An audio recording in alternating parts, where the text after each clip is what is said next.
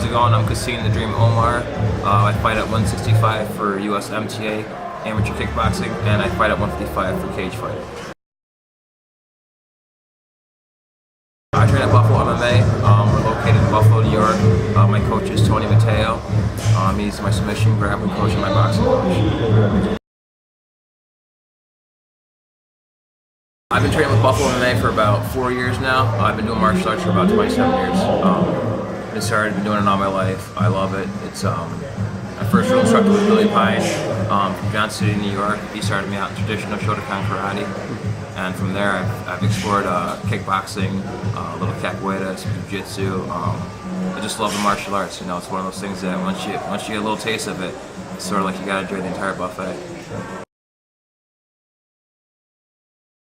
I'm fighting the guy from Florida, Willie Quarantino.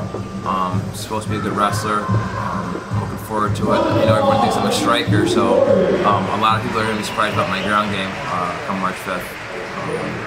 And I'm just looking forward to a good event. You know, I've my first time being at Raging Wolf. I'm excited for a cage fight, and you know, looking forward to a good contest.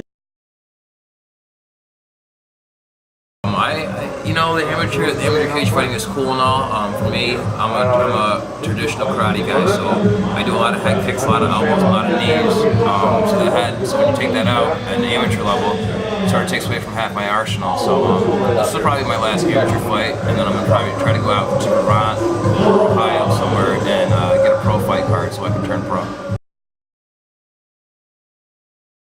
Current record is 14-2. I'm currently the 165 US MTA middleweight champ.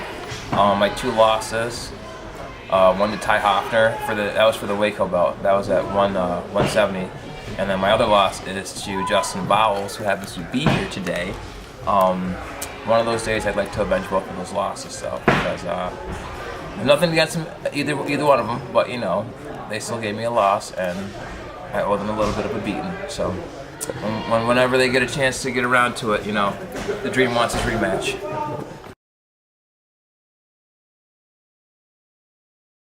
I've been doing traditional Shotokan karate with my instructor Billy Pine for about 13 years, and for me to convert my traditional karate into MMA, it's actually really easy, because with the traditional karate background and the point sparring, the gap space, a lot of people don't understand that in mixed martial arts, the gap. If you watch the GSP and Josh Koscheck fight, the gap that GSP controlled was the whole fight. He didn't have to, the jab was his gap. Once you can control that gap, and point fighting gives you that background, you get your speed and your timing down, you can get into that gap without getting hit and get out before the person knows it.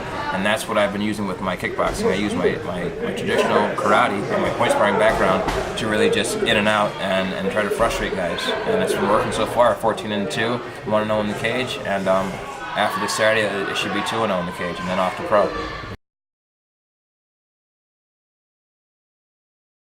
It's nice to see another Shotokan practitioner in the UFC, and I like to see that. I can tell the stances that he's using and the technique that he's using.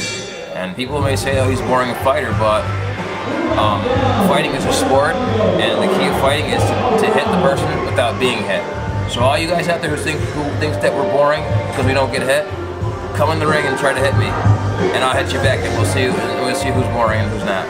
That's all I got to say on the Dream.